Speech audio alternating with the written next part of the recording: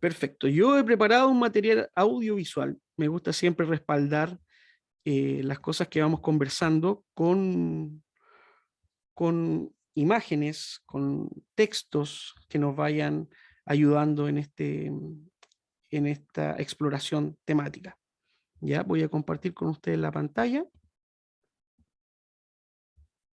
y voy a dejarlo a ustedes aquí en un rinconcito para mirar sus caras mientras vamos hablando de los temas.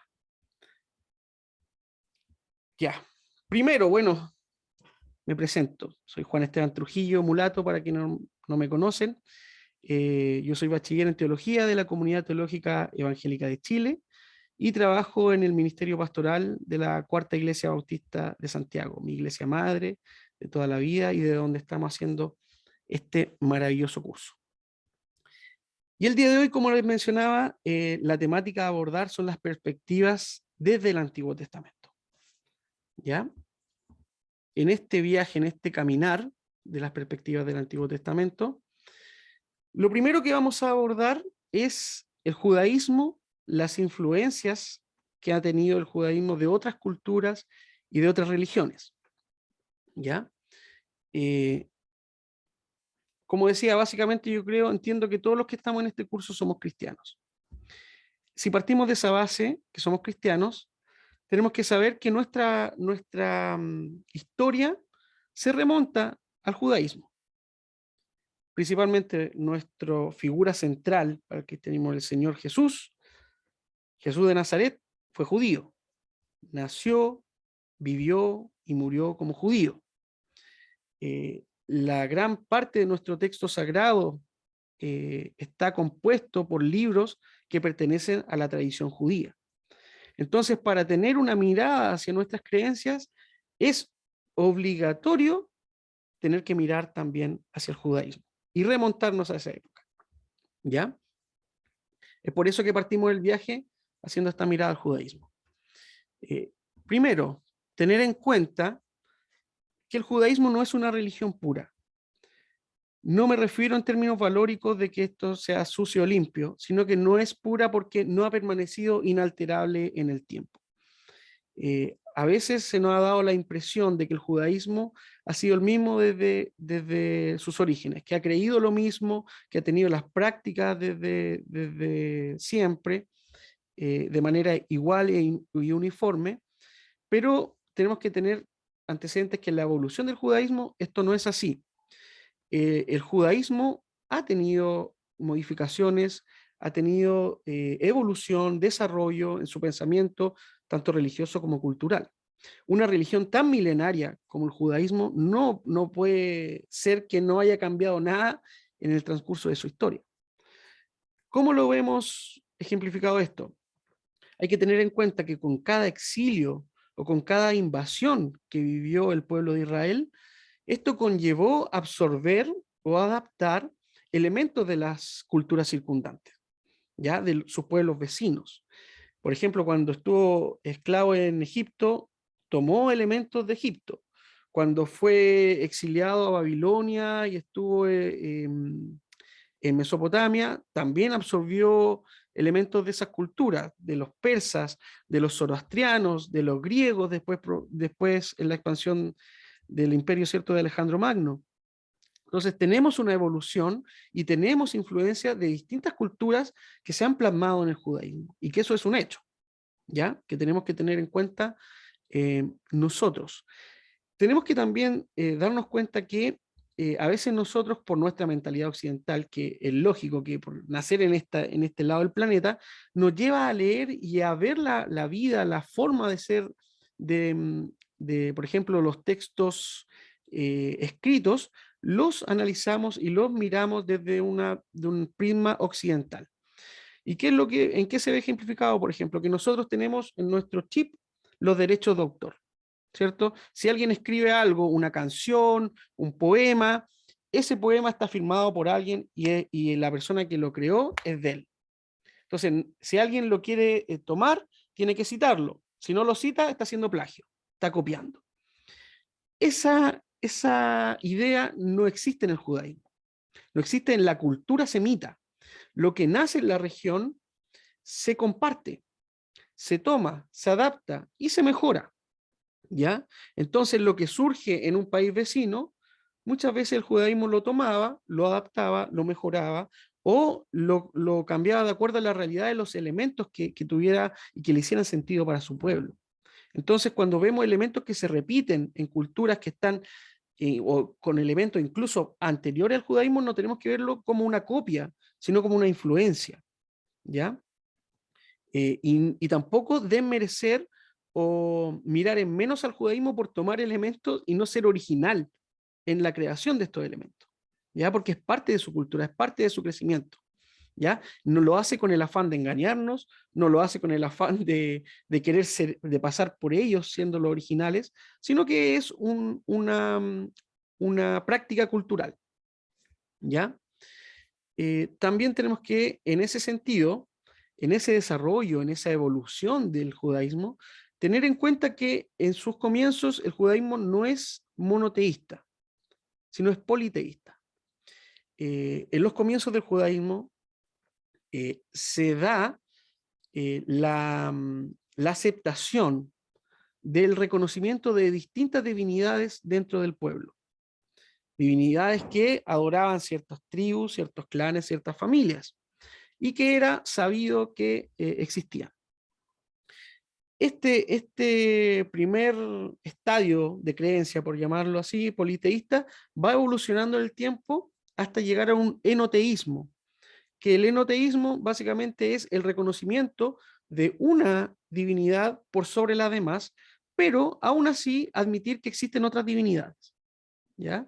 O también se podría llamar monolatría, la adoración a una única divinidad, ¿ya?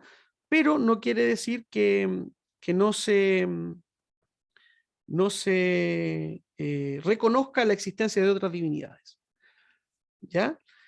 Y recién en la época post-exílica, exilio Babilonia, persa posteriormente, en el siglo VI antes de Cristo, estamos hablando del año 530 aproximadamente, aquí recién podemos hablar de un monoteísmo estricto en el judaísmo, ¿ya?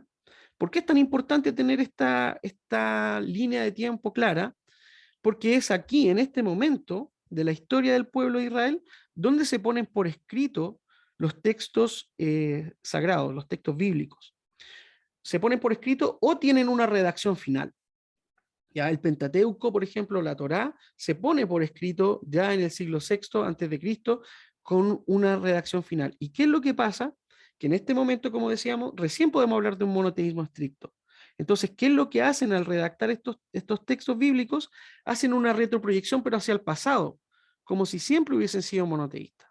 Entonces, por eso uno dice, ¿y dónde dice en la Biblia que Israel era politeísta?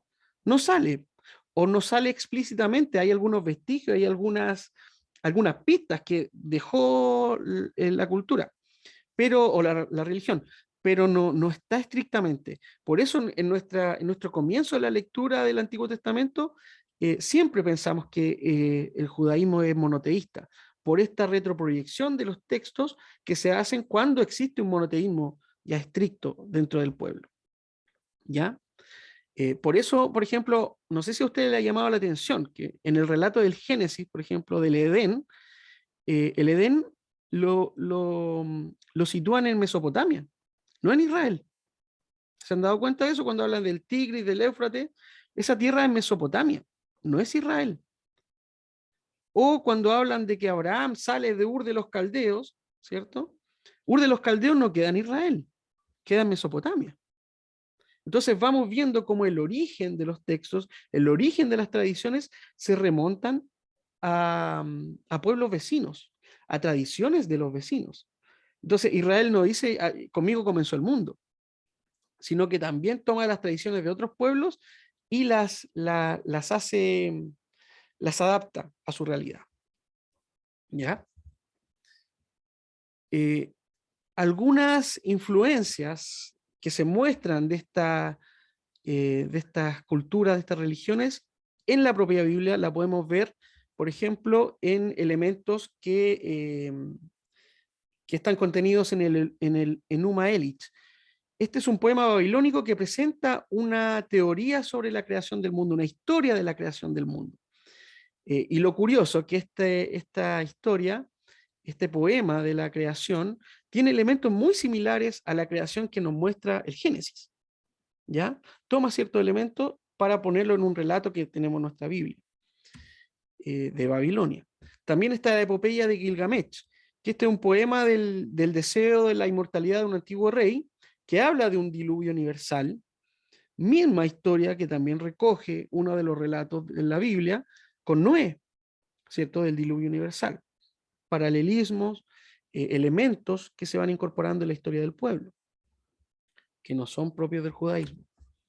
Otro es el código de Hammurabi, que este es un famoso cuerpo de leyes de la antigüedad que incluso algunos lo remontan hasta el siglo XVIII a.C., o sea, antiquísimo, y las leyes que contiene este código de Hammurabi tiene algunas que están contenidas también en la ley de Moisés. El ojo por ojo, diente por diente, incluso algunos elementos de los 10 mandamientos, están contenidos en estos códigos, que son de regiones, de religiones y de culturas diferentes, pero están en nuestro texto bíblico. Entonces, podemos decir de alguna manera que el judaísmo no inventa la rueda, sino que toma elementos de otras culturas y los adapta, y están presentes en nuestro texto bíblico. Otro ejemplo de influencia de otras religiones, el zoroastrismo. El zoroastrismo es una religión dualista medo-persa que tiene su influencia en el judaísmo propiamente en el exilio de Babilonia.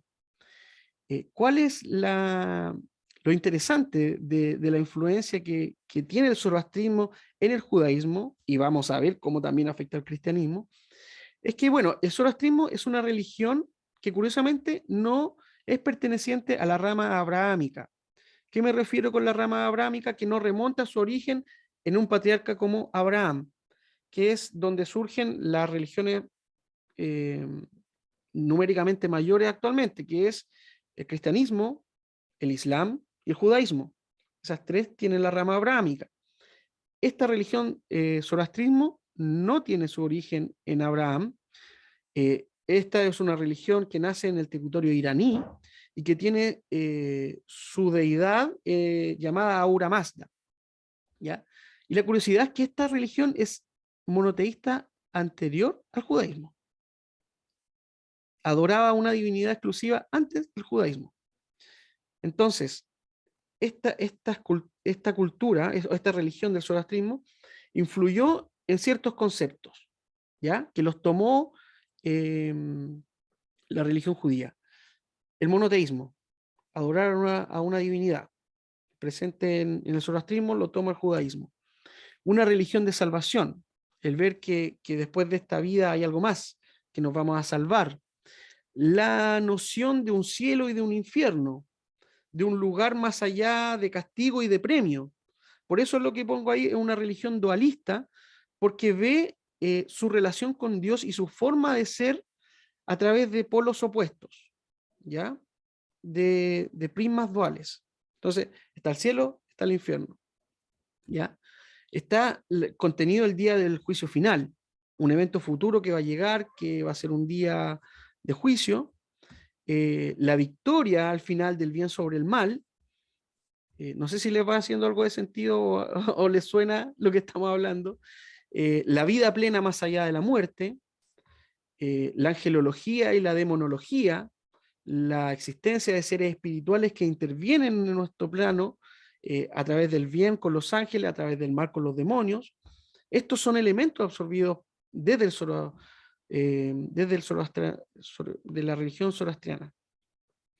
Y por último, también un elemento no menor, la personificación del mal en un ente particular, que nosotros hemos llamado diablo, Satanás. Esto ha provenido de esta religión, ¿ya? Entonces, cuando vemos todos estos elementos que también siguen resonando en el cristianismo el día de hoy, nos damos cuenta que en realidad, como cristianos, somos resultados de múltiples adaptaciones de siglos, milenios, de distintas culturas, de distintas religiones, y que nuestra visión de las creencias no tienen un origen único, que no partieron con nosotros, sino que también están presentes en otras partes, ¿ya? Y que su origen se remonta incluso desde allá. Ahora, ¿qué propósito tienen los relatos bíblicos? O al menos los primeros relatos bíblicos del Antiguo Testamento. Curiosamente, aquí yo tengo un ejemplo sobre la pregunta ¿quiénes somos? Ustedes se han dado cuenta cuando una organización, una empresa, por ejemplo, el día de hoy, quiere manifestar sus orígenes. Y uno va a su página web, ¿cierto? Y pone quiénes somos. Y aquí yo pongo, por ejemplo, la página web de la UBACH, de la Unión Bautista de Chile. Y aquí, por ejemplo, podemos ver cómo ellos remontan y responden a esta pregunta de quiénes somos. Está su fecha de nacimiento, el 26 de abril de 1908. Menciona sus orígenes, que participaron las convenciones bautistas de otros países, de que estuvieron en la zona sur de Chile, y etcétera, etcétera. Van contando y van respondiendo a través de esta reseña histórica quiénes son. Si yo tomara esto como un recurso literario y yo dijera, UBACH lo voy a hacer una persona, ¿ya? Una persona que se llame UBACH. No viéndolo con la manera actual de responder hasta quiénes somos, sino tomando elementos de los recursos literarios antiguos. Yo podría decir, UBACH es una persona. UBACH es una persona que nació en 1908, nació en Chile, tuvo hermanos de otras convenciones que se llamaban, no sé, UBACH México, UBACH Argentina, etc. Y los podría personificar a cada uno de ellos.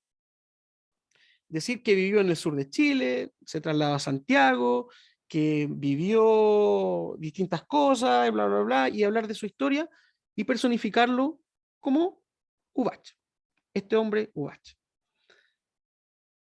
Esto que acabo de hacer es lo que toma como elemento redaccional la cultura semita para poder responder a la pregunta ¿quiénes somos? Este recurso se llama una figura epónima, es decir, que un hombre representa a una agrupación colectiva, que en este caso, por ejemplo, son las iglesias bautistas de Chile.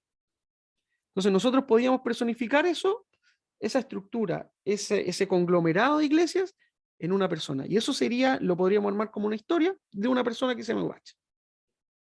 Eso es lo que realiza el texto bíblico con los relatos del Antiguo Testamento. ¿Por qué es tan importante responder a esta pregunta de quiénes somos?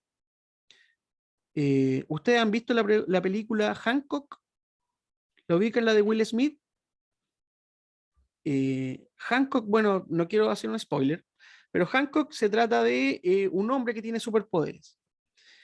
Que tiene estos superpoderes, pero no sabe qué hacer con ellos. Y vive una vida, vive borracho, no sabe qué hacer, hace pura embarrada. ¿Por qué? Porque no recuerda nada de su pasado. No sabe quién es, no sabe de dónde viene, no sabe por qué terminó en el lugar donde está. ¿Y qué es lo que pasa en el transcurso de la película? Esta persona empieza a conocer sus orígenes. Y recién cuando empieza a conocer sus orígenes, tiene un propósito. Y cuando tiene ese propósito, puede caminar hacia su futuro. Por eso hay que ver películas y no leer la Biblia. Nah, mentira, broma, broma, broma. Borren eso, borren eso.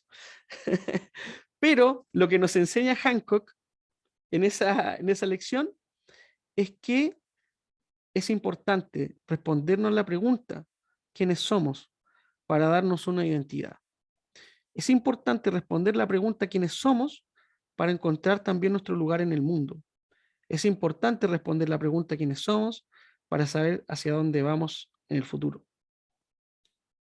Y ese es el propósito de los textos bíblicos del Antiguo Testamento.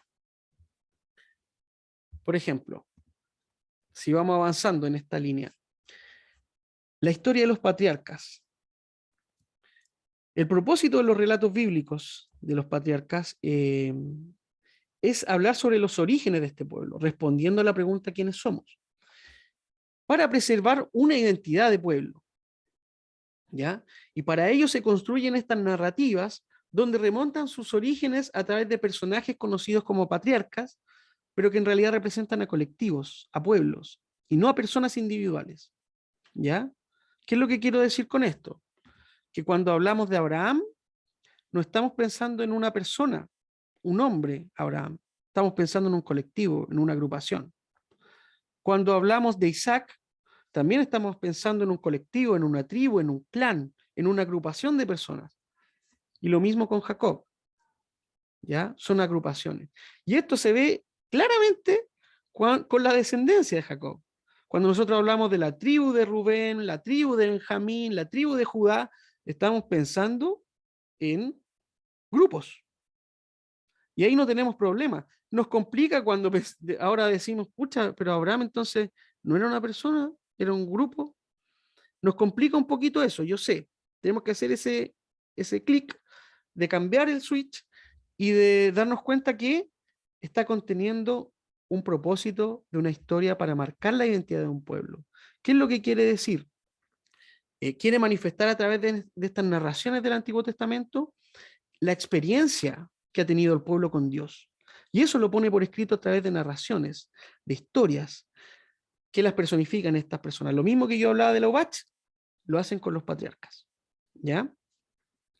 Por esto, no tenemos que ver las historias del Antiguo Testamento de manera histórica cronológica, ni una genealogía de una persona.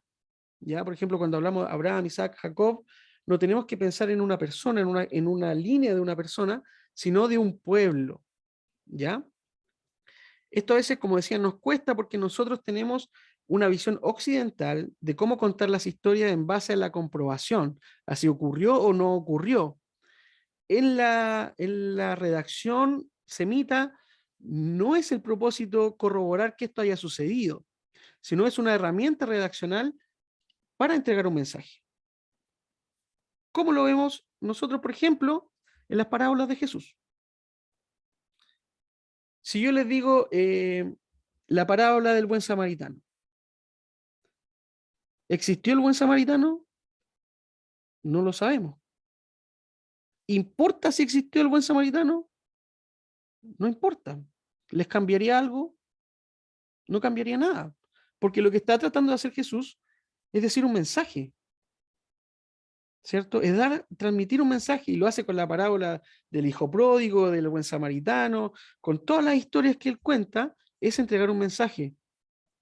El hombre que fue y encontró un tesoro y lo enterró y vendió todo y compró un campo. ¿Importa si existió ese hombre que hizo eso? No importa. Lo que importa es lo que nos quiere transmitir. Lo mismo, esa misma metodología, pedagogía que utiliza Jesús, es la que utiliza en su tiempo el redactor del Antiguo Testamento, los redactores del Antiguo Testamento. ¿Ya? Por eso no tenemos que tener miedo o, o, o, o no causarnos temor esta inquietud de si existió o no existió. Porque de esta manera nos evitamos preguntas que a veces quedan fuera de lugar y que ya no importa cómo, si la hacemos o no. Por ejemplo, ¿Abraham intentó sacrificar a su hijo o no? Decimos, chuta, si era un colectivo, ¿cómo lo hizo? No es eso. Es que quiere decir que Dios haya detenido el sacrificio de un niño. ¿Qué quiere decir esa historia? Entonces, si en el día de mañana queda archi recomprobado que Abraham no existió, ¿en qué cambiaría nuestra fe? En nada. Porque la pregunta queda fuera de lugar. Y evitamos hacer esas preguntas típicas que uno hace. ¿Y con quién se casó Caín?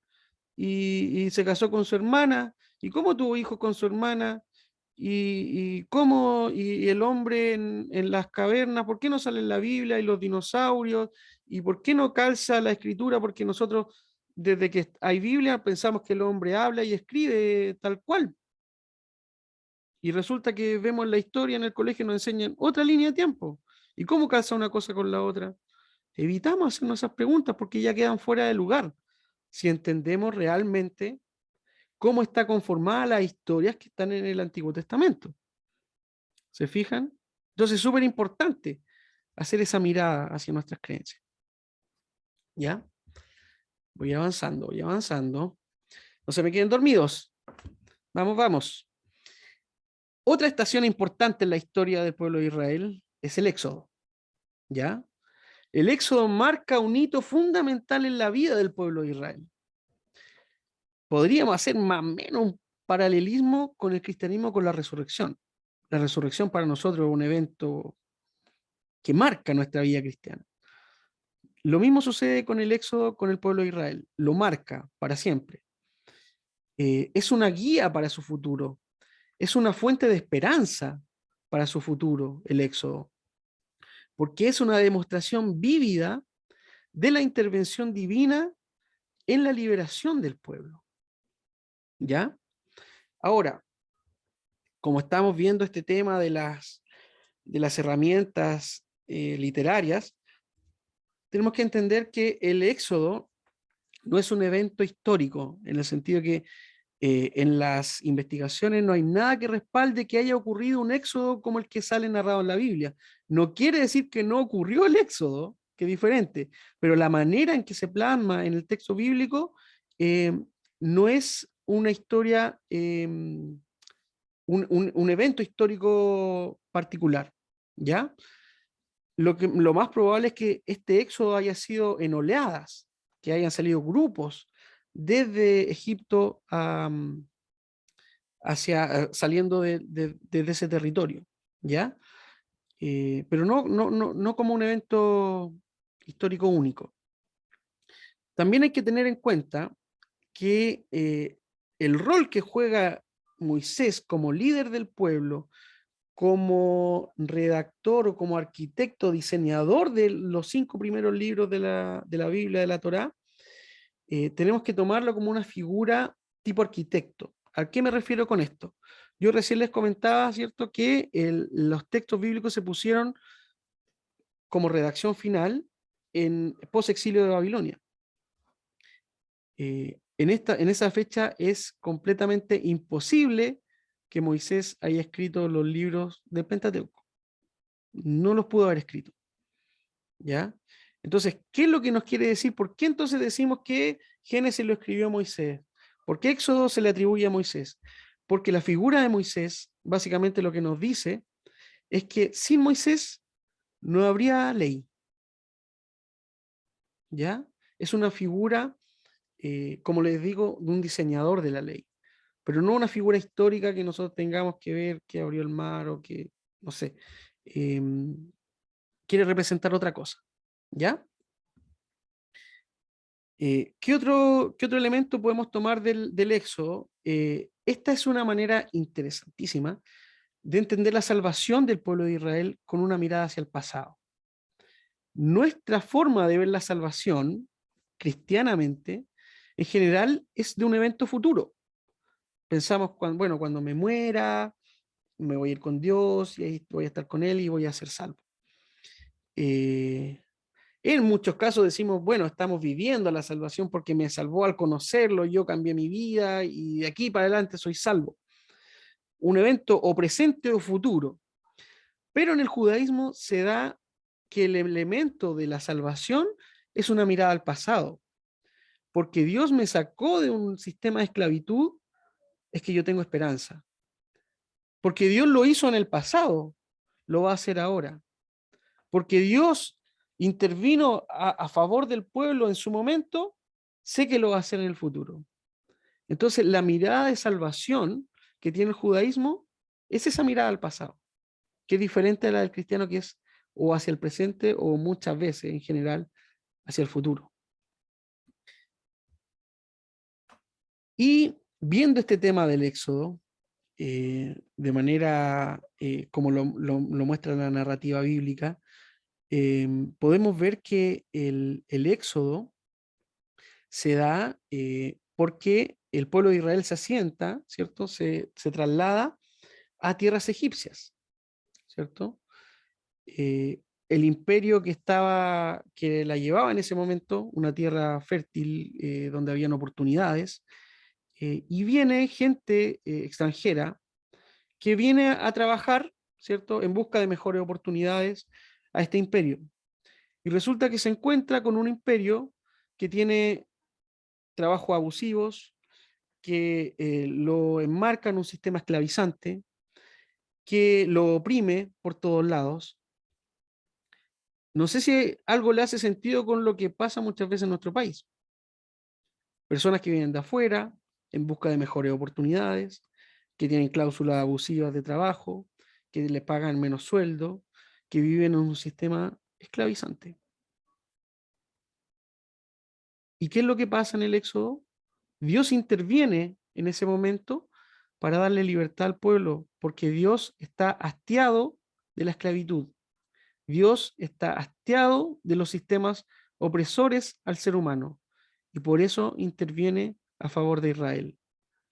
La gracia de Israel, el favor que recibe de Dios, no es por una cualidad innata en ellos, sino es porque viven una realidad que no le agrada a Dios, que la rechaza completamente.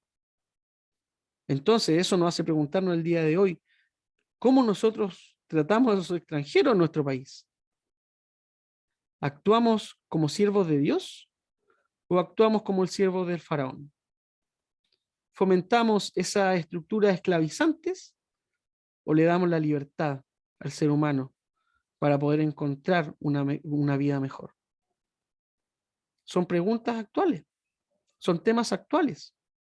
El Antiguo Testamento o las narrativas que encontramos en la Biblia son para darnos respuesta el día de hoy. Y esa atención, esa intervención de Dios al pueblo oprimido, esclavizado, para liberarlo, vemos en ese acto un acto de amor.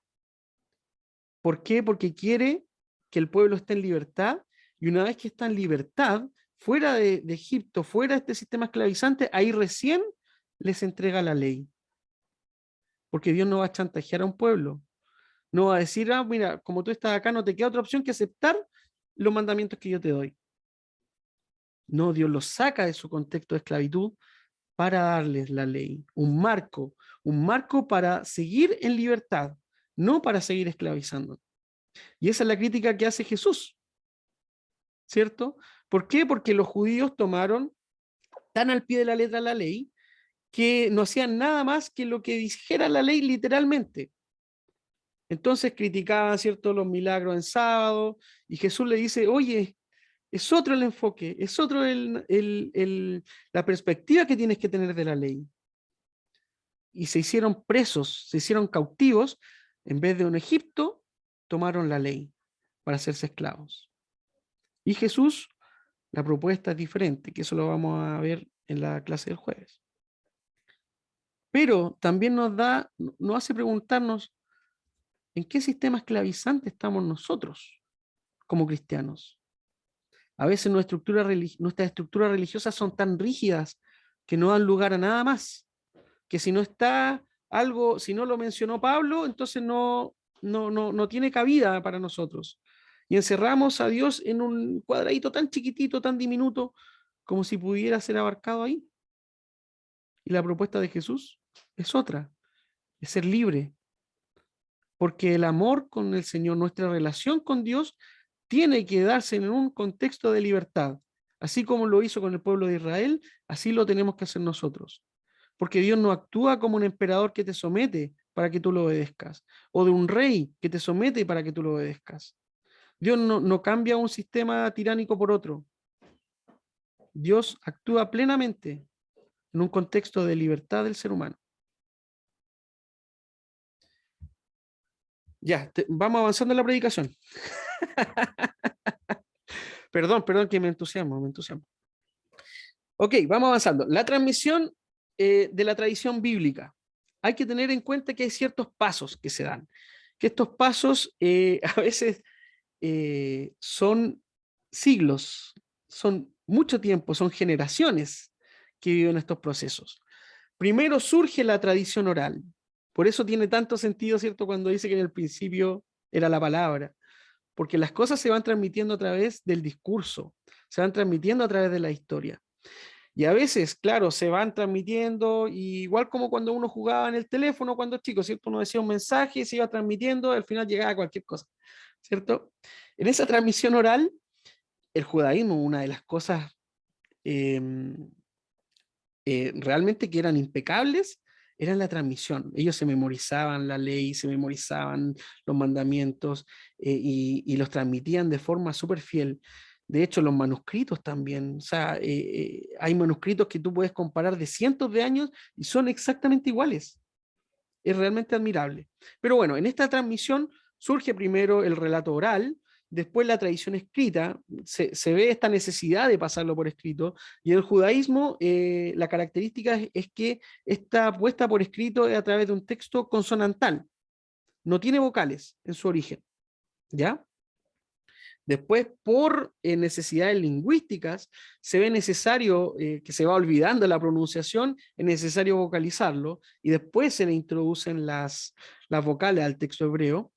Este texto también pasa por distintas manos, pasa por distintas plumas, por decirlo así, para de manera que tiene un proceso de redacción, y posteriormente está la canonización. Lo curioso y lo importante es que un texto es sagrado cuando es canonizado. Y en ese momento es inalterable. En ese momento surge que tú no puedes cambiar lo que ya se ha venido transmitiendo. Pero antes la tradición oral, la tradición escrita, las redacciones tienen múltiples cambios, tienen múltiples añadidos, eliminaciones, modificaciones, que no me gustó esta palabra, la cambio por otra, y no hay ninguna culpa en ese proceso porque no está el sentido canónico, el sentido de que esto es un relato sagrado. Esto ocurre en el Antiguo Testamento y también pasa en el Nuevo Testamento. Con las cartas de Pablo, por ejemplo, Pablo no tiene idea que nosotros vamos a estar leyendo sus cartas 2000 años después. ¿Ya? Pero eso lo vamos a ver en el Nuevo Testamento, ya no me voy adelante. Pero hay que tener en cuenta esta transmisión de la tradición, ¿ya? Para hacer un ejemplo, voy a tomar la música, ¿ya? Tal vez hay músicos aquí presentes, me van a decir, oye, qué chacha, qué malo el ejemplo, pero es a grandes rasgos, ¿ya? Si nosotros tomamos, por ejemplo, en un proceso de grabación de una canción, un bajista que graba en un lugar X, un guitarrista que graba en otro lugar que capaz que ni se conozcan, pero tiene la partitura, etcétera, sabe que va a tocar, y otro baterista que graban sus partes en distintos lugares, y después una persona lo junta, hace un proceso de edición, masterización, ecualización, para que los instrumentos suenen relativamente parejos, ¿cierto? Para que no destaque uno sobre otro. Y este proceso de edición lo que nos entrega es un producto terminado, una canción, ¿ya? E imaginemos que esta canción es un boom, como Despacito, no sé, que recorre el mundo y tiene miles de covers. Covers de la canción, una copia de la canción, otra versión de la canción, etcétera, etcétera. Si nosotros quisiéramos hacer el camino inverso, que eso es lo que nosotros tenemos en nuestras Biblias, nosotros aquí tenemos los libros compilados, tenemos los productos terminados. Si nosotros quisiéramos hacer el camino inverso, de volver al origen, tendríamos que, ¿cierto?, darnos cuenta cuál fue la canción original que terminó, después tratar de desmenuzar quién fue el bajista, quién fue el guitarrista, quién fue el baterista, qué marca de instrumento ocupó, qué acordes ocupó, etcétera. Y ese camino hacia atrás de poder rastrear cuál fue la canción original, el instrumento original, es el mismo camino que se hace en la investigación bíblica, ¿ya? Y este camino en la ciencia bíblica se llama crítica textual, que lo que nos lleva es tratar de buscar el manuscrito o la obra más apegada al original. Producto de estas transmisiones que les mencionaba anteriormente, no tenemos acceso a los originales, porque esto por temas de materiales se fueron perdiendo. Pero sí podemos, a través de estas herramientas de investigación bíblica, tratar de tomar nuestro libro, ver los manuscritos, hacer comparaciones lingüísticas unos de otros, tomar cuál fue primero, cuál fue después, y tratar de llegar a lo más original, ¿ya? Eso en la Biblia, en la ciencia bíblica se llama crítica textual, ¿ya? ¿Para qué nos sirve esto? Para dar respuesta muchas veces a ciertas preguntas. Por ejemplo, en esta búsqueda del original, del relato que esté más apegado al primero, es que nacen ciertas hipótesis. Hay veces que ya no podemos llegar más atrás y no tenemos certeza, entonces, ¿qué tenemos que hacer? Elucubrar, es decir, armar hipótesis. sobre qué pudo haber hecho con los elementos que nosotros hemos podido investigar. Y aquí es donde nace la hipótesis documentaria de Wellhausen. ¿De qué se trata esta hipótesis documentaria relativa a los textos del Antiguo Testamento? En 1753, Jan Astruc detecta que en el Génesis hay pasajes en los que menciona a Dios con distintos nombres. Curiosamente le llama la atención que menciona a Dios como Yahvé y a veces lo nombra como Elohim. Entonces se pregunta, ¿por qué hace esto? ¿Qué es lo que sucede acá? A mí no me deja de llamar la atención que Astruc es un médico que lee la Biblia y que se hace preguntas. Y a mí me da mucha risa porque hay muchos que tratan todavía de pelear la ciencia con la religión. Y no nos damos cuenta que hemos ido de la mano desde hace muchos siglos y que nos ha ayudado mucho a dar respuesta. Como en este caso, a través de esta pregunta que se hace ese médico, ¿por qué en el Génesis aparecen distintas formas de mencionar a Dios? Lo llevan a investigar. ¿Ya? Lo otro que tenemos que darnos cuenta es que esto es recién en el 1753. Y en el siglo XVIII empiezan a surgir las respuestas a estas preguntas. Es decir, nosotros cargamos con una tradición de 18 siglos de ver los relatos de una manera y más o menos un poco más de 2 siglos donde se ha abierto un poco más la crítica de los textos. ¿Ya? Entonces, por eso cuesta a veces tanto entender o cuesta tanto tomar estos elementos, porque dentro de la historia uno dice, bueno, 200 años ya es harto tiempo, pero 200 años dentro de 18 siglos de tradición, estamos bastante al debe. ¿Ya? Bueno, la pregunta que se hace, ¿cierto? Astruc la toma Julius Wellhausen, que es el dueño de esta hipótesis que vamos a comentar, que toma esta pregunta y él dice, ya, claro, ¿por qué será que a Dios en el Génesis se le nombra de una manera y después se le nombra de otra? ¿Qué se debe? Bueno, él desarrolla esta hipótesis, ¿ya?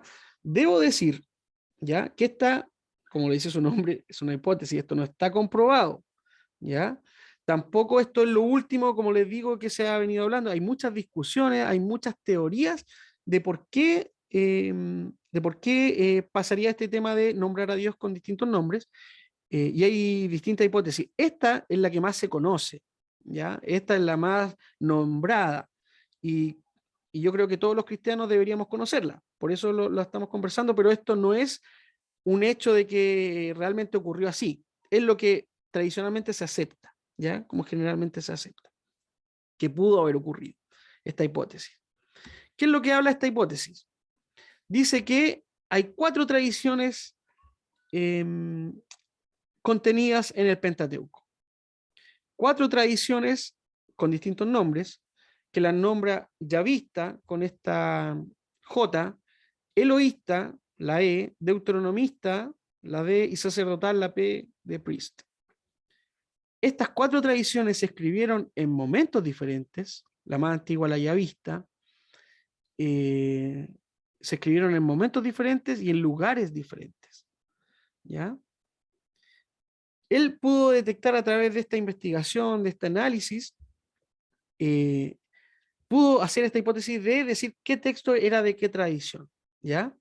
Wellhausen hace esta teoría, esta hipótesis para dar respuesta a esta pregunta que hace Astruc. ¿Ya? Y ahí también podemos ver y analizar por qué hay pasajes en el Antiguo Testamento que se repiten varias veces. ¿Por qué hay, por ejemplo, dos elementos en el diluvio? Uno dice que llovió 40 días y 40 noches, otro dice que llovió 150 días, creo. ¿Por qué hay esas diferencias? Porque hay distintas tradiciones contenidas. Esa es la hipótesis de Wellhausen. ¿Ya? Porque hay salmos que se repiten, hay salmos que están casi copiados textualmente y tienen números distintos, porque hay distintas tradiciones contenidas. Eso es lo que se da respuesta. ¿Ya? Ejemplo de estas tradiciones que contendría el Antiguo Testamento son los 2 relatos de la creación. ¿Cierto? Un relato de la creación es el que está en Génesis 1:1 al 2:4, que este pertenecería a la tradición sacerdotal.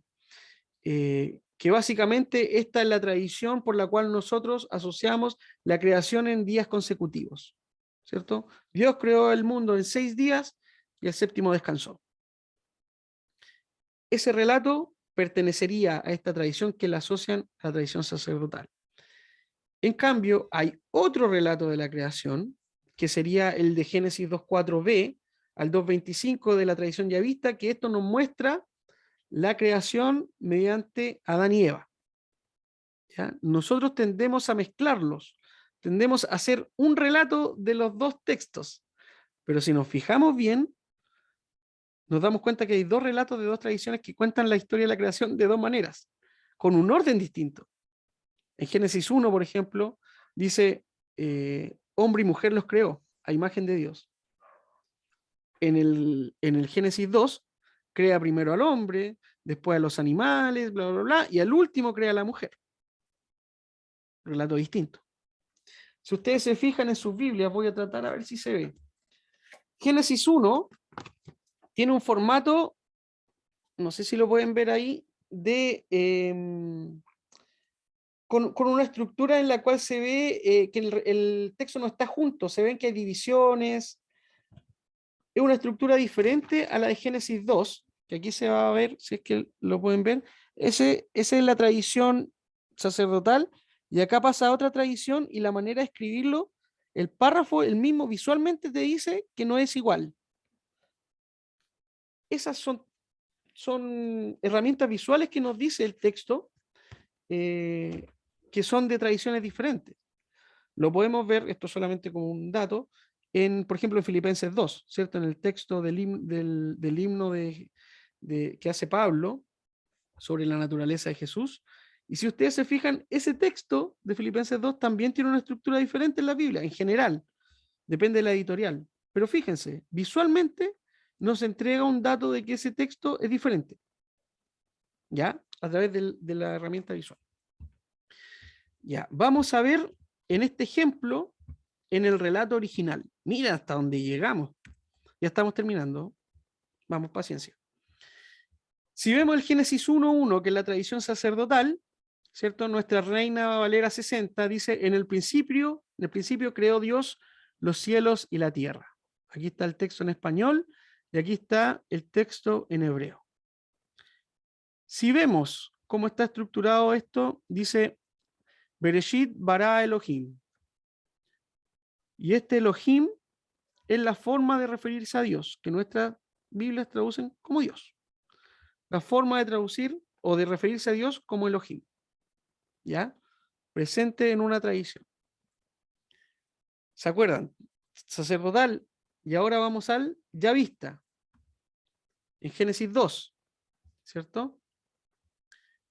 Que tenemos que aquí dice Azot, Adonai, Elohim, Eretz, Be, Shamaim. Adonai, Elohim. La forma de referirse a Dios es a través del tetragrama Yahvé, o que lo pronuncia, o que no lo pronuncia la tradición judía, sino que le dice Adonai. ¿Cierto? La tradición yavista se refiere a Dios como Yahvé. Esto pasa desapercibido en nuestras traducciones bíblicas porque nosotros estamos acostumbrados de hablar del Señor, de Dios, como la misma palabra. Pero en su origen es una referencia distinta de cómo referirse a Dios. Y esos son los elementos que toma Wellhausen para armar su hipótesis. ¿Ya? Y esto solamente como un dato ya final. Hay que darnos cuenta que durante mucho tiempo los evangélicos tomamos el nombre de Dios como Jehová, ¿cierto? El Dios del Antiguo Testamento lo llamamos Jehová y pensamos que ese era el nombre de Dios, Jehová. Pero en realidad Jehová es una transliteración errónea del hebreo por la vocalización de Adonai o Yahvé. Como les decía en un principio, el texto hebreo es consonantal, no tiene vocales. Y cuando se le añaden las vocales, se pronuncia algo como Yehvá, Jehová, depende de la tradición. Y eso, los primeros traductores lo trajeron al español como Jehová. Pero esto lo corrigen otras versiones bíblicas más actualizadas como la NBI que lo traduce el Señor. Entonces ahí dice, el Señor Dios hizo la tierra y los cielos. ¿Ya? Pero para darnos cuenta que el nombre Jehová en realidad no es el nombre de Dios en el Antiguo Testamento, sino que es una transliteración errónea y lo correcto debería decir en español, el Señor. Y así lo traduce la NBI, el Señor Dios. ¿Ya? Para finalizar, conclusiones. ¿De qué nos sirve todas las cosas que le hablé de los epónimos, de los patriarcas, del Éxodo, de las teorías de Wellhausen? ¿De qué nos sirve? Primero, para dimensionar la tradición judía con la múltiple influencia de otras culturas y religiones. Asumir eso. Que no nos asuste. Que no tengamos miedo de que eso sea así. También tener en cuenta que no podemos hacer una lectura histórico-cronológica de los eventos narrados en el Antiguo Testamento. La Biblia no pretende responder cómo fue creado el mundo. No pretende responder cuál es el origen científico del ser humano. Porque no es el propósito de los relatos, sino como lo vimos, es otro. Es otra la intención teológica. Son redacciones de experiencias de un pueblo puestas por escrito utilizando las herramientas literarias de su tiempo. ¿Ya? También todo lo que hemos visto nos ayuda a reconocer el proceso teológico, histórico y cultural que vive el pueblo de Israel y que se plasma en relatos que contienen distintas tradiciones y que están presentes en nuestro texto bíblico, Biblia, Sagrada Escritura. Y por último, nos invita a abandonar lecturas duales de las narrativas del Antiguo Testamento, es decir, lecturas duales de verdad-mentira, ocurrió o no ocurrió. Es un cuento, porque entonces decimos, ah, bueno, si no existió es un cuento, y si es un cuento es mentira, si es mentira, ¿para qué lo creo? ¿Para qué lo leo? ¿Para qué lo estudio? Eso en general tendemos a hacer para minimizar, para menospreciar el texto, sin entender a qué se refiere, cuál es la riqueza detrás de ese texto. Nuestras sagradas escrituras son sagradas porque creemos que el mensaje contenido en ello no lo podemos encontrar en cualquier literatura. Podríamos leer una, no sé, una obra de griego clásico, una Shakespeare, lo que sea, pero desde la fe no vamos a encontrar la misma riqueza, la misma conexión con la divinidad que desde nuestros textos sagrados. Entonces, tenemos que leer los textos bíblicos sacándonos, es un ejercicio, no es fácil, sacándonos nuestra venda occidental, sacando nuestra intención de querer siempre mostrar los eventos históricos comprobables, porque con estos textos no los vamos a poder hacer. Es un texto oriental, con una estructura semita, con otra mentalidad, en otro tiempo, miles de años desde acá. Entonces tenemos que tener eso en cuenta. Debemos entender cuáles son las herramientas redaccionales que están utilizando los autores bíblicos para poder interpretarlo y entender el texto. No tomar el mito, la leyenda, como un cuento que es mentira, como algo que no ocurrió, como que la Biblia completa es un cuento. No es así. No es el propósito, como lo hemos conversado, sino es rescatar la enseñanza detrás de la experiencia humana de un pueblo que quedó reflejado en esos textos y que hoy pueden hacer vida en mi realidad.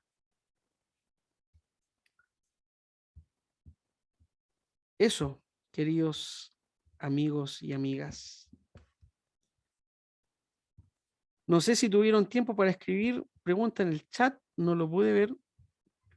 ¿Cuál es el sentido? Ay, eh, sé que fue harta información, pero como tenemos un tiempo acotado, quise abordar lo principal y sé que una pincelada, sé que de todo esto podríamos armar un curso de cada uno de estos temas, podríamos profundizar mucho más, eh, pero como dice, es una mirada hacia nuestras creencias. Así que dejo la palabra abierta si es que hay alguna duda, si es que hay algo que le gustaría aclarar, que algo, no sé, no se entendió. Por favor, Sí, idealmente, ustedes saben que hay una manito ahí en las reacciones que dice, ustedes presionan reacciones, levantar la mano, y así vamos por orden si quisieran tomar la palabra para no toparnos unos con otros. Les dejo abierto el espacio.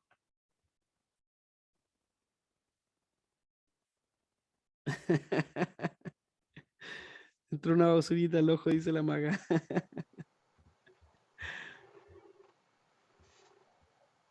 Los golpeó, no los golpeó, lo sabían, no lo sabían. Y Gabriel quiere hablar. ¿Gabriel? Ah, Gabriel y después Ruth. Eh, Adelante. Saludarle en amor del Señor. Le hablo de acá de la puerta norte de Chile, Arica. Me agradó mucho no tanto una inquietud, sino que muchas veces los hermanos son reacios a usar traducciones modernas porque no está la palabra Jehová. Y a mí me llamaba bastante la atención si los que han hecho las traducciones más modernas son gente que, o personas, ¿cierto?, que Dios ha utilizado. ¿Por qué nos aferramos tanto a ciertas cosas que nos cuesta cambiar el chip? Eso Así es. eh, Muchas gracias, Gabriel. sí. Muchas gracias. Efectivamente, un buen estudiante de la Biblia debería tener todas las versiones bíblicas, idealmente. Bueno, hay una página BibleGate, BibleGate, donde ahí usted presiona un texto y puede buscar todas las traducciones en español. Es una maravilla. O sea, el tiempo que estamos viviendo ahora, hermanos y hermanas, imagínense, o sea, tenemos acceso a tantas herramientas, tantas cosas que nos ayudan. Este taller, por ejemplo, a distancia era impensado. Entonces, tenemos una oportunidad tremenda de poder llevar el mensaje de Cristo. Ruth, Gaete.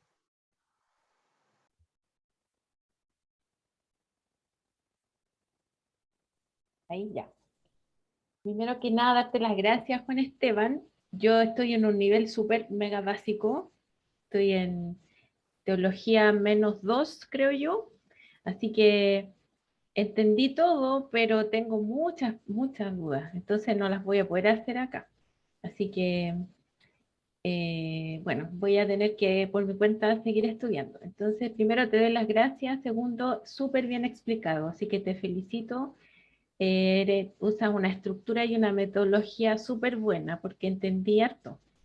Así que muchas gracias. Y si te quería preguntar si tú vas a mandar un link como para verlo de nuevo, algo Sí, así, sí, para o sea, todos o no. estamos grabando la clase, entonces una vez que terminemos, la idea lo voy a subir a YouTube, pero yo creo que no la voy a poner público, sino que, o sea, que el que tenga el enlace la pueda ver. Claro, Porque creo que es importante que si alguien quiere verlo, no hay problema, pero que no esté tan abierto porque hay veces que la gente no quiere que se vea su cara, no sé, por cuidar la privacidad de bueno, todos también. Así yo que, cobro derecho a autor, pero, o sea, derecho de... derecho de imagen. Sí, Gracias, Juan Esteban. no, de Yo quedé nada. loca, pero pensáis que me sirvió porque dentro de la pasada, que fue rápida igual, se me, se me solucionaron varias dudas que tenía de distintas cosas, así que igual te agradezco mucho. Súper. Así que anota las preguntas por último y las tomamos para la última clase, si es que quiere. Aquí me aparece el Caco.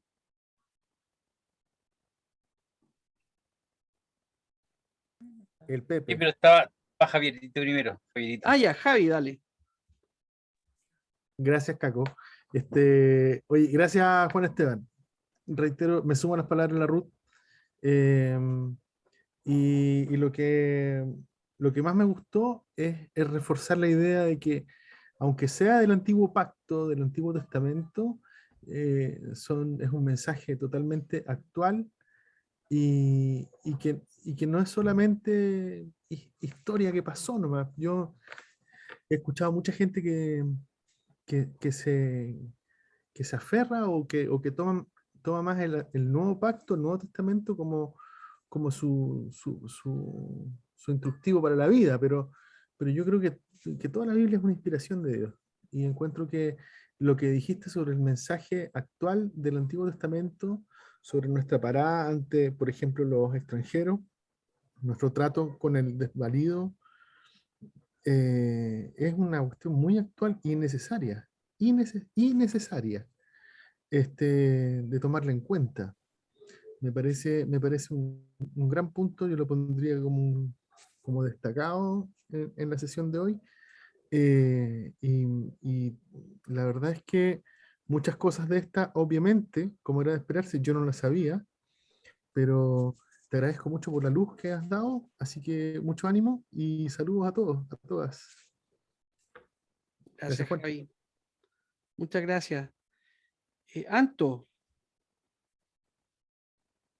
Venía Caco, el Pepe. Yo me sumo, ¿se escucha? ¿se escucha?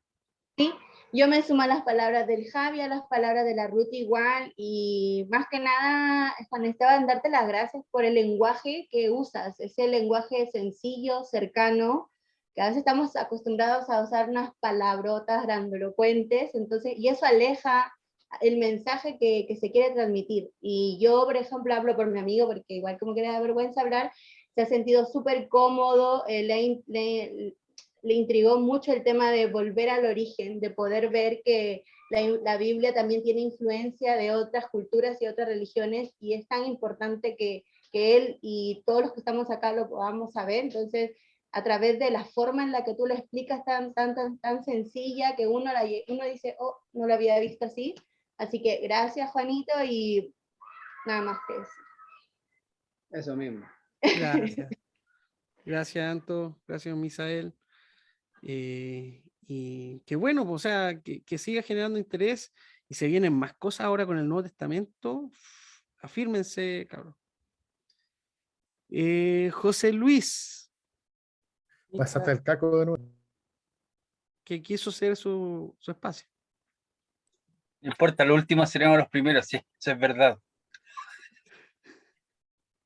Oye, Juan Esteban, me sumo a todas las flores que te han tirado todos los antecesores. Gracias por tu tiempo, por tu energía mental en poder transmitir estas cosas en un lenguaje sencillo. Creo que un buen profesor es aquel que las cosas difíciles las hace entendibles y las hace fáciles para su estudiante. Así que tienes el don de la maestría.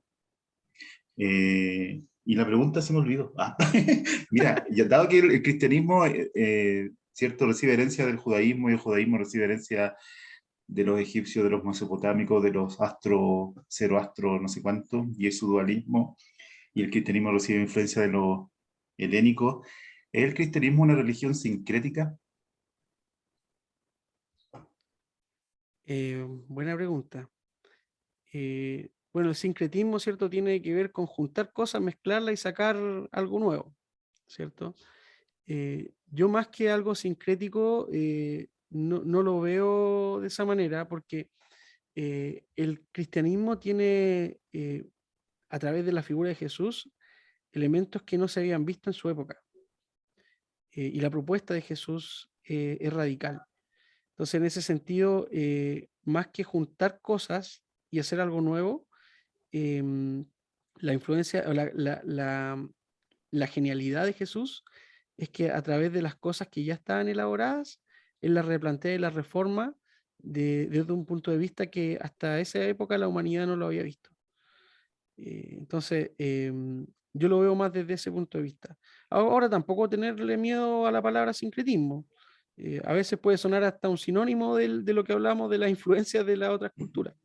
Pero creo que al menos el cristianismo sí tener en cuenta que somos el producto de esto que yo hablaba, de las múltiples desarrollos, influencias de una cultura con otra, con otra, con otra, y como un resultado hemos también abordado nuestra propia línea, pero no hemos tomado de todas partes y hemos hecho algo, sino que la propuesta ha ido por a veces un camino original, que eso también es parte de cada religión y cultura. Caco, ahora sí. Ahora sí. Bueno, hay que leer algunas cosas del chat, ¿ah? Pero mi punto era, igual gracias, me sumo a lo que decían los demás. Creo que se entendió, fue súper claro. Lo que sí, yo creo que me acerco un poco a lo que decía Ruth Gaete al principio, que tiene que ver básicamente con, porque por un lado está la mirada de investigar y de aprender y de saber más, ¿sí? Y de sorprenderse con cosas que uno no había tomado o no había parado en cuenta, digamos, en algunas cosas. Pero de repente cuando hablaste de que, por ejemplo, que por ahí, como decía Javier, son otras cosas mucho más importantes, el tema de que es tan actual el Antiguo Testamento, de que hay cosas muy importantes que se pueden sacar de ahí, pero el punto era como, yo me veo escuchando, cantándole a mi hija Jonás saliendo de la boca de la ballena para predicar a Nínive, que es la canción esa típica que se cantaba cuando chico. La historia básicamente es como milagrosa de salir de Egipto por el Mar Rojo, ¿no? Y que se abrían y todo el cuento. Entonces, de repente, yo creo que hace como hacer el doble clic ahí y decir que yo creo que está bien en parte no sé, de como sorprendernos, de que a lo mejor eso hablaba como el concepto de un grupo de personas, como el acontecimiento de una tribu que decías tú, no necesariamente si preguntarnos si fue Abraham o no, digamos, que sacrificó a su hijo, pero de repente sale la duda, la pregunta es, ¿cuál de todas las historias esas siguen siendo historias de verdad? ¿Cuáles siguen siendo cosas como, no sé, como anécdotas nomás, o un cuento quizás para niños, digamos? Entonces, digo, no quiero entrar en el detalle de qué cosas sí y qué cosas no, pero son sorprendentes al mirarle y decir, chuta, ¿y esto habrá pasado de verdad? Porque de alguna manera también uno puede irse para el otro lado y decir, ¿sabes qué? Desecho todo este tipo de cosas y me quedo con solo Jesús y todo el Nuevo Testamento o algunas cosas puntuales, digamos. Eso. Claro, sí, interesante. Bueno, primero, como el judaísmo no inventó la rueda, Jesús tampoco inventó la rueda. Y Jesús siguió una línea profética. Él cita a Miqueas, ¿cierto? Cuando dice, y a Oseas, cuando dice, oye, ve y le dice a los fariseos, ve y aprende lo que significa misericordia quiero y no sacrificio. Él cita a los profetas, él sigue una línea, no desecha toda su tradición, pero la reenfoca. Y eso es también lo que nosotros tenemos que hacer con nuestro cristianismo al mirar al pasado, a esta mirada de las creencias. Nosotros hemos puesto el foco en las cosas que no corresponden. Por ejemplo, en el relato Jonás, a nosotros crecimos con eso, Jonás no le hizo caso, ¿cierto? A la palabra de Dios. Y nosotros tenemos en nuestra mentalidad que Jonás, ¿cierto? Lo tiran al mar por ser desobediente. Entonces, la enseñanza de Jonás es que no te tienes que portar mal porque si no Dios te castiga y te tira al mar y te puede comer un pez, como el cuco. Ese es Dios. Ese es el Dios que a veces crecimos. Pero resulta que la historia sigue. Y resulta que Dios perdona a un pueblo completo, enemigo de Israel, los asirios, 120.000 personas, entre ellos niños y animales, por amor, por misericordia. Entonces, Dios no es ese Dios que te tira al mar porque te portan mal. Eso es un elemento redaccional también para que a través de la historia de un pez se conserve en la memoria del pueblo, pero la enseñanza final tiene que ver con un Dios que perdona a todos los seres humanos, incluso al que tú conviertes como enemigo, que en ese momento eran los asirios. E incluso dice que tiene compasión, incluso tiene la sutileza, la delicadeza de decir que tiene amor por los animales. Que a veces nosotros con la cultura sacrificial de los judíos, que pensamos que era matar animales, degollar sangre, sangre, sangre, y eso le agradaba a Dios. Y Dios nos dice en varias partes que tiene compasión por toda su creación. Entonces eso nos lleva a afinar el ojo. Y estas perspectivas nos ayudan a realmente encontrar ese mensaje y dejar de preguntarnos, como decíamos, ¿se lo tragó o no se lo tragó Jonás? ¿Estuvo 3 días en el pedo o no? No, po. ¿Qué es lo importante? ¿Qué me lleva a esa reflexión? ¿A qué me lleva esa historia? ¿Qué Dios hay detrás de esa historia? Esas son las preguntas. Jime.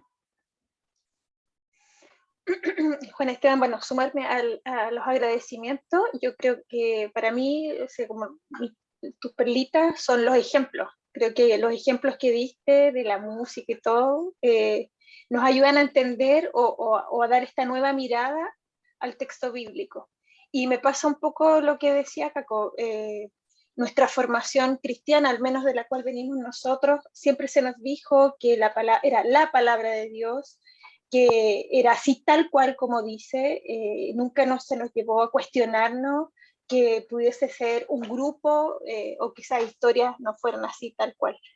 Y creo que ese es como el desafío, el tener esta nueva mirada que tú nos planteas para poder mirar desde otra perspectiva la Biblia. Me sentí un poco interpelada por lo que dijo Javier. Yo soy una de esas personas que él comentaba que le tenía mala onda al Antiguo Testamento. Compartimos otra clase con Javier, con Emilio Omar, y yo lo he manifestado abiertamente, que para mí es una lata, y ese Dios que me presenta el Antiguo Testamento para mí siempre ha sido un conflicto, que es muy distinto al Dios que me presenta Jesús.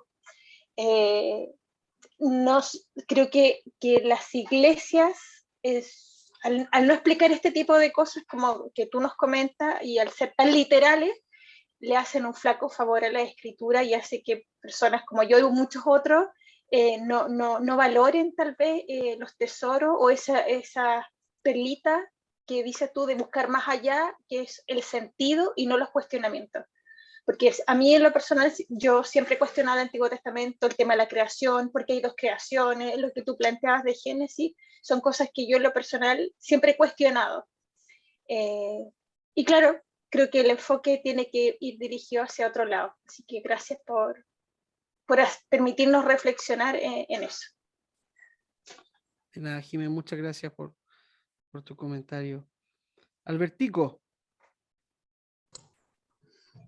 Bueno, Juan, yo me sumo también a lo que dice el resto de la gente primero agradecerte, en serio, sos muy claro, muy didáctico, y todo esto yo lo resumo en esto que decía alguien, que siento que eso rasca mucho y rasca donde pica, ¿no? Porque creo que como a veces hemos interpretado, o al menos yo he interpretado otras situaciones, y como he leído, a veces rascaba mucho, pero rascaba donde no picaba.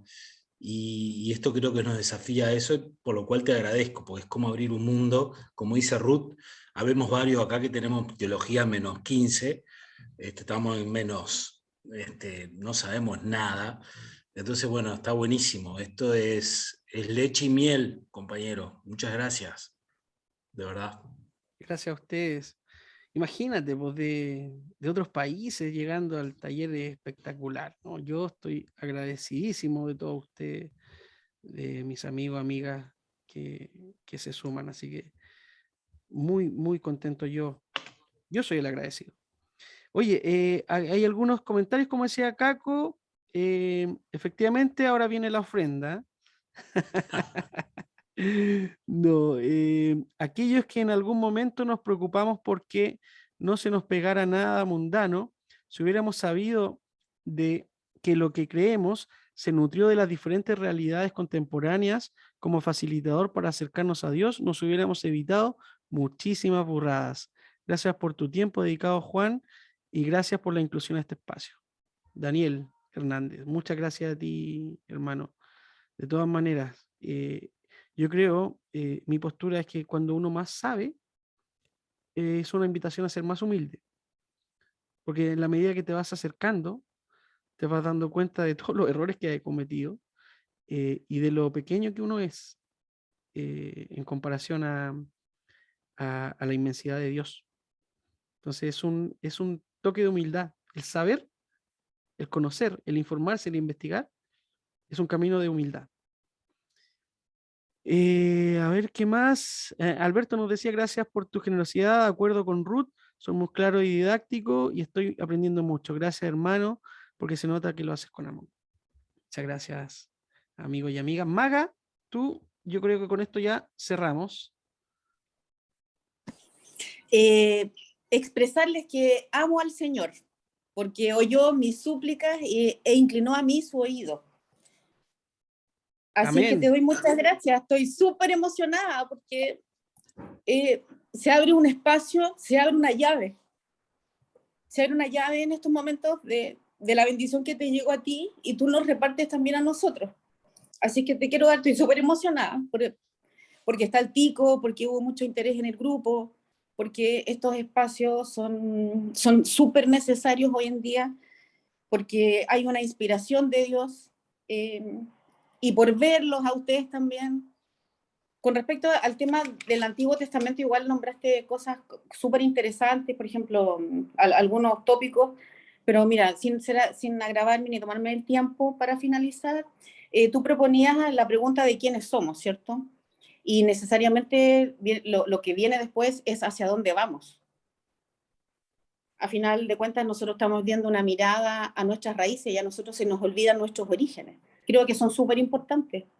Y también a través de MIR, es importante para mí nombrarlo, pudimos a través de los grupos del 143.999 y a través de los sensuales poder conocernos a cada uno de ustedes. Entonces, es súper importante también que revisemos dónde queremos llegar, digamos, nosotros como entes espirituales, como personas que necesitamos de la palabra de Dios. Yo necesito de la palabra de Dios y te agradezco mucho por compartirla. Es un don preciado para mí. Así que muchas gracias. Muchas gracias a ti, Maga. También recalcar eso de que en realidad este curso ha contado con el cariño de varias personas, muchos de los que están acá, de Magali, de que han impulsado esta iniciativa. Así que yo le agradezco por darme la oportunidad también de enseñar y que es lo que me apasiona, lo que más me gusta, hablar de Dios. Así que muchas gracias a todos ustedes. Los invito al próximo jueves, nos encontramos a las 20:30 horas. Inviten a más gente si quieren. No hay problema que se sumen, aunque sea en el segundo curso o en la segunda sesión, pero lo importante es que podamos abrir a más personas estos espacios. Oye, les quiero pedir eso, foto. Los que tienen la cámara apagada, idealmente si la pueden prender un segundito y nos sacamos una fotito y la dejamos ahí para el recuerdo de esta primera sesión. José Luis, no sé si estás por ahí. Nico Concha, gracias ahí, hermano, por estar. Yo creo que Daniel tiene rota la cámara. Daniel es de Uruguay también, amigo invitado. Qué buena, mira. Mira hasta dónde llegamos. Súper bien. Un abrazo, Daniel. Eso, vamos, Javi, con la foto. Vamos. Tú da la cuenta. ¿Cuándo la sacas? 3, 2, 1. Súper. Muchas gracias. Que el Señor les bendiga. Sigamos acompañándonos. Que en el conocimiento también encontramos esperanza. Gracias, Juan. A Un gran todos. abrazo. Muchas Chao a todos. gracias. Gracias, Juan. Chicos. Chao. Gracias, Juan.